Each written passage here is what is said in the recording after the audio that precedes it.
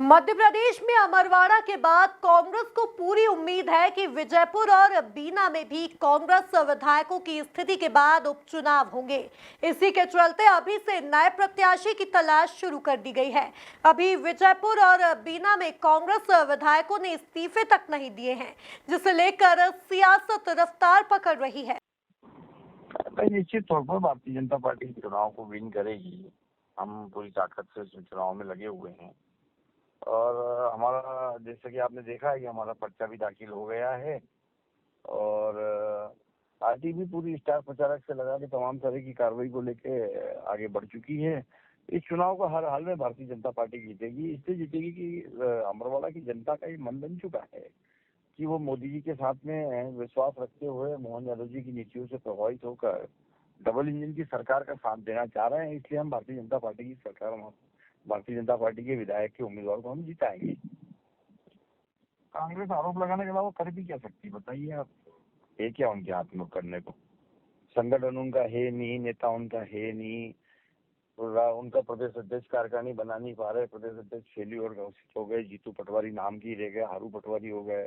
नेता प्रतिपक्ष को अभी 1 तारीख से सदन चालू होने वाला, सूझ नहीं पड़ रही, समझ नहीं आ रहा कि क्या करना है। कुल मिला के कांग्रेस के पास में आज की तारीख में क्राइसिस है लीडरशिप का। कांग्रेस के पास में आज की तारीख में कंफ्यूजन है कार्यकर्ताओं में कि क्या करें। और इसके साथ साथ में अगर आप देखेंगे तो पाएंगे कि कांग्रेस में अविश्वास का दौर चल रहा है। बूटी राजनीति में बटी हुई मध्य प्रदेश की कांग्रेस 29 की 29 सीट हार चुकी है। हार का सदमा भी उनको लगा हुआ है। अभी वह हार के सदमे के साथ साथ में इस बात का चिंतन चल रहा है कांग्रेस के अंदर कि जीतू पटवारी को पद से बने रहने दिया जाए कि नहीं रहने दिया जाए। तो वहां जहाँ पटवारी के ही पद के फजीते पड़े हुए, वो क्या तो उम्मीदवार तय करेंगे न क्या जो है वो चुनाव लड़ेंगे, कुछ समझ में नहीं आ रहा। इसलिए इस प्रकार की विलाप करने की बातें कांग्रेस करती रहती है। जो इस्तीफा नहीं दे रहे हैं वो अपनी हार से डरे हुए हैं, क्योंकि जनता मैं समझता हूँ इनको हार हरा करके सबक सिखाना चाहती है कि आपने लोकतंत्र का ही गला नहीं घोटा, आपने हमारे मत को बेचने का काम किया है।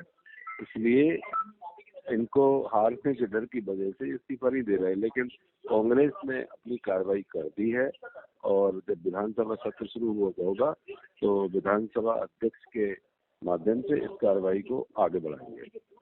देखिए, कांग्रेस एक बड़ी पार्टी है, एक समुद्र की तरह है। मैं समझता हूँ किसी एक व्यक्ति के जाने से कांग्रेस नहीं खत्म हो जाती। आपने देखा होगा कि मोदी जी 400 पार कहते रहे, उमा भारती जी 500 पार करती रही, लेकिन जब चुनाव हुआ लोकसभा का तो इंडिया गठबंधन कितने जबरदस्त तरीके से उभरकर सामने आया कि अब मोदी जी ये नहीं बोल पा रहे कि भाजपा की सरकार, उनको एनडीए की सरकार बोलनी पड़ रही है। मैं समझता हूँ आधा घंटे के भाषण में जब उनकी एनडीए दल की बैठक हुई थी तो उसमें एनडीए उन्होंने 51 बार उच्चारण किया एनडीए शब्द का, जबकि पिछले 2 कार्यकालों में उन्होंने एनडीए का कभी नाम नहीं लिया, भाजपा और मोदी के अलावा कोई बात ही नहीं की। मैं समझता हूँ ये सबसे बड़ा सबक है और निश्चित रूप से माननीय राहुल गांधी जी के नेतृत्व में कांग्रेस जबरदस्त मजबूत हुई है। और मध्य प्रदेश की बात करें तो माननीय जीतू पटवारी जी बिल्कुल डोर टू डोर के लिए कार्यकर्ताओं को मजबूत टेनिस के फार्मूले पर तैयार कर रहे हैं और कांग्रेस जबरदस्त मजबूत होकर उभरेगी।